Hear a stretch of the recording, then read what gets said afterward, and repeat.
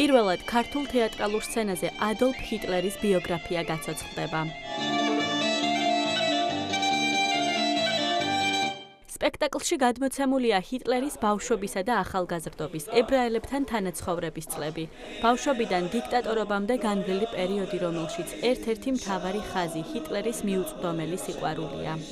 ადოლფისთვის დედა იყო, ქალი იყო დედა და ყველა ქალში ხედავდა მას და სწორედ ამიტომ თამაშობ პირდაპირ, მე ვთამაშობ დედასაც და მის შეყვარებულსაც, ერთი და იგივე მსახიობი და რა თქმა უნდა, მსგავსება იმის, რომ ადოლფმა დედა დაინახა მასში და რაღაც მისი კომპლექსების და ყველაფრის ხასიათის გამოხატულება ამრიგად არის კარგი და მაყურებელიც ხვდება ყველაფერს რაშიც იყო საქმე და ეს ხეხი მე პირადად ძალიან მომწონს.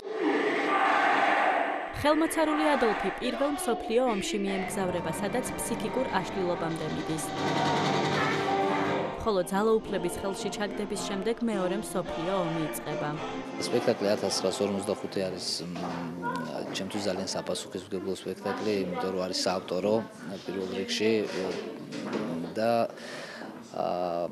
არ გააჩნია ლიტერატურული დრამატურგია, ესე მუშაობაში დაიბადა ეს სპექტაკლი, თან გზავდით და რაც მთავარია ჩვენთვის ყველასთვის იყო საინტერესო, იმიტომ მუშაობა, რომ არ ვიცოდით ყოველი რეპეტიციის შემდეგ რა სცენები გაკეთდებოდა. საინტერესო იყო ჩვენთვის ამ სახეზე მუშაობა, იმიტომ რომ ეს იყო ადამიანი, რომელმაც შექმნა ჰიტლერი.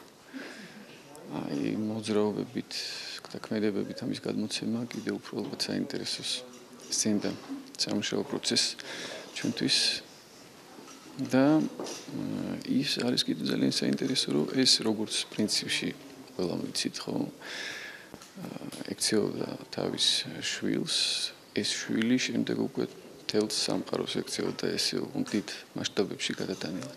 17 და 18 თებერვალს 20 საათზე მოზარდ მაყურებელთა თეატრის ექსპერიმენტულ სცენაზე რეჟისორ ნიკოლოზ საბაშვილის დამოუკიდებელი პროექტი 1945-ის პრემიერა შედგება, სადაც ქართველ მაყურებელს სპექტაკლის ხილვის შესაძლებლობა ექნება.